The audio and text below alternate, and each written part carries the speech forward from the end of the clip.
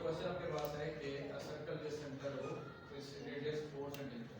अच्छा आप देखिए इसमें की लाइन में क्या करें कि जब क्वेश्चन दिया होता है वो बाद तक आपके पास डायग्राम में जो है वो उसने कोई वैल्यू दी होती है, बाद में नहीं दी होती है। यहाँ पे रेडियस उसने 4 सेंटीमीटर यहाँ पे लिखा हुआ है, इधर नहीं दिया हुआ, तो उसको पूरा स्टेटमेंट प्रिंट कर लिया करें। तो जिसमें भी था 4 सेंटीमीटर। अब आपके पास क्या है, पहले है डायमीटर ऑफ अ सर्कल। अब देखिए इतने क्वेश्चन में, बड़े क्वेश्चन में एक छोटी सी बात आ गई, बात बचे इसमें भी कंफ्यूज हो जाते हैं कि यार ये क्या होगा। तो सिंपल क्या है, डायमीटर ऑफ द सर्कल क्या बनेगा बेटा, दैट इज 2r। तो रेडियस का 4 है, it means that will B 8 centimetre, इसका आंसर है। ठीक है, next is perimeter of sector. तो पेरीमीटर की हम बात करते हैं तो उसका फॉर्मूला होता है θ/360 मल्टीप्लाई बाय 2 पाई r। अब सेक्टर इसकी हम बात कर रहे हैं बेसिकली। अगर मैं इसको थोड़ी सी एक लाइन को अगर फिलहाल थोड़ा सा यूं कर लेता हूं तो सेक्टर ये पूरा पोर्शन आपको सेक्टर को शो कर रहा है। तो जब हम सेक्टर की बात करते हैं तो उसमें this one is arc length, इसको हम आर्क कहेंगे, इसकी आर्क लेंथ है और ये रेडियस है।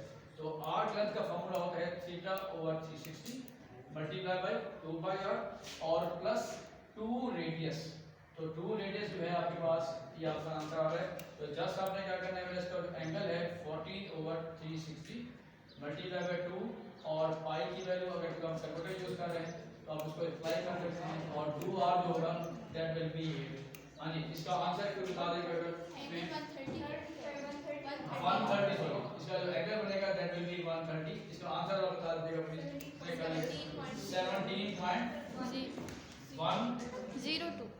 17.102 या 1 इस पे करते हैं, दैट विल बी सेंटीमीटर।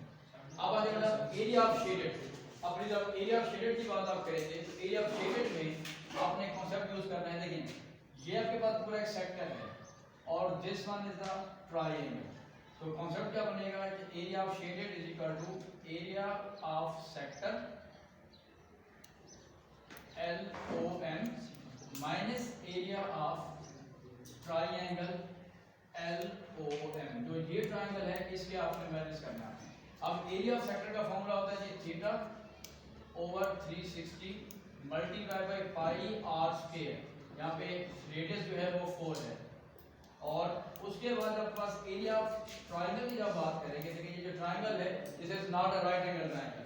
जब राइट एंगल ट्रायंगल नहीं होगी तो इसमें कौन सा फॉर्मूला लगेगा जी, 1/2 AB यानी 4 multiply by 4 AB sin C और इंक्लूडेड एंगल कौन सा आ रहा है आपके पास 130 डिग्री।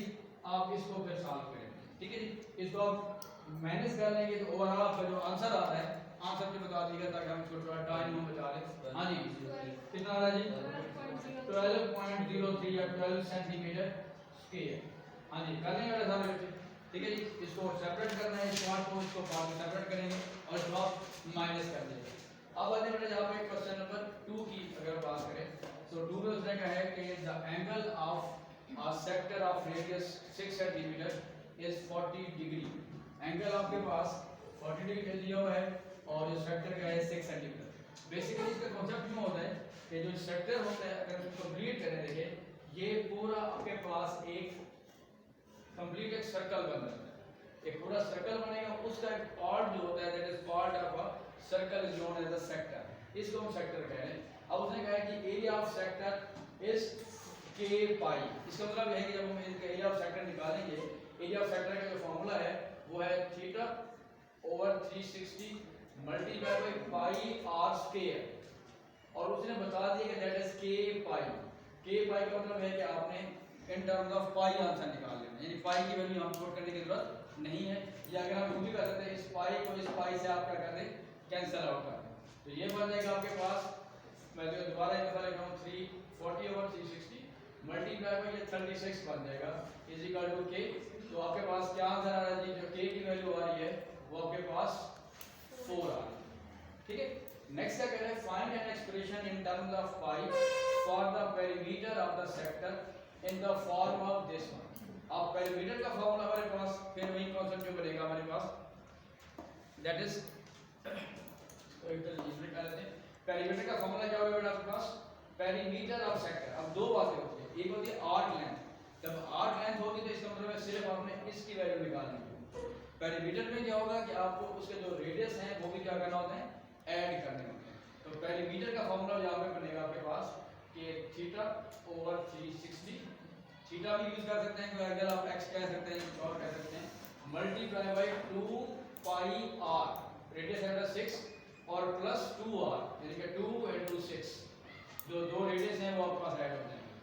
अब आपके पास इसको जब सॉल्व करेंगे तो हमारे पास क्या आंसर आ रहा है जी, इसको कैंसिल आउट कर दें, ये कैंसिल हो जाएगा 4 9 था और 3 से कैंसिल करेंगे 3 3 था और 3 2 था, 4/3 पाई और प्लस का 12। इसका मतलब है कि जो उसने ये वाली फॉर्म दी है तो हम कह सकते हैं कि 12 प्लस 4/3 पाई इनटू सेंटीमीटर, ये आपका पेरीमीटर ऑफ क्या बन जाएगा जी, पेरीमीटर ऑफ द सेक्टर बन जाएगा। हाँ जी क्लियर है बात है, यहाँ तक कर लिया था सबने, ठीक है। अब आते हैं नेक्स्ट पार्ट। नेक्स्ट पार्ट में आपके पास क्या कह रहा है कि a geometrical similar sector has perimeter 72 plus 9 pi, find the value of n। अब इसमें इंपॉर्टेंट चीज क्या है कि आपके पास ज्योमेट्रिकल फिगर है तो दूसरा जो होगा ज़ाहिर है उसका जो रेडियस हम पहले निकाल लेते हैं, रेशियो के हिसाब से करते हैं। देखिए जब आप दूसरा जो पॉइंट बनेगा थीटा ओवर, हमें पता नहीं उसका, theta over 360 multiply by 2 pi r और प्लस 2r। अब आपके पास क्या है, गिवन दिया हुआ है ऑप्शन आपको, अगर मैं यहाँ पर अप्लाई करूँ कि n पाई प्लस 72, इस पॉइंट को प्लीज क्लियर कर लीजिएगा।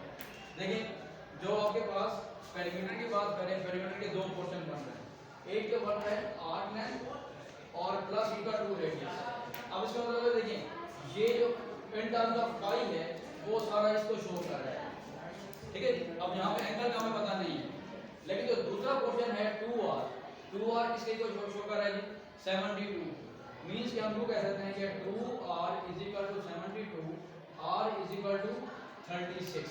ये जो दूसरा आपके पास सेक्टर है उसका जो रेडियस है वो 36 है, जो ये रेडियस है इसका, जो आपके पास जो सेक्टर है इसका रेडियस 6 सेंटीमीटर आ रहा है, जो आपका सिमिलर है सेक्टर उसका जो रेडियस है वो आपके पास कितना आ जाएगा, 30, आपके पास है वो 36 आ रहा है। अब मैं यहाँ पे रेशियो के हिसाब से कर रहा हूँ कि पेरीमीटर ऑफ फर्स्ट सेक्टर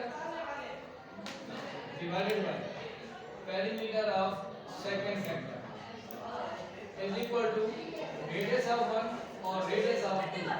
अब देखिए जो पेरीमीटर ऑफ फर्स्ट सेक्टर है उसमें हमने निकाला हुआ था 12 ओवर 12 प्लस 4/3 पाई, और जो पेरीमीटर आपका जो दूसरे का दिया हुआ है वो क्या दिया हुआ है आपके पास 72 प्लस n पाई, ठीक है, और इज इक्वल यानी पेरीमीटर की रेशियो और उनकी जो सिमिलर है उनकी रेडियस की रेशियो भी क्या होगी, सेम होगी। इसका रेडियस 6 है और इसका रेडियस कितना आ रहा है बेटा, 36 है। हाँ बात क्लियर होगी, क्योंकि दोनों फिगर सिमिलर हैं, तो सिमिलरिटी में उनके जो रेडियस होंगे वो भी क्या होंगे, सेम होंगे, क्योंकि रेशियो सेम होगी। क्लियर हुई बात ये। अब आपके पास क्या करेंगे, ये 6 1 और 6 हो जाए, इसको आप अगर आप क्रॉस मल्टीप्लिकेशन कर दें तो ये 4/3 pi is equal to 72 plus n pi. इसको अगर आप सिंपलीफाई करेंगे तो that will be 72 plus 4/3 pi is equal to 72 plus n pi. अब आप देखें 72 से आप 72 अगर कैंसिल कर देते हैं तो कंपेयर करेंगे तो n इज इक्वल टू 4/3, तो ये आपके पास इसका ओवरऑल आंसर है, ठीक है।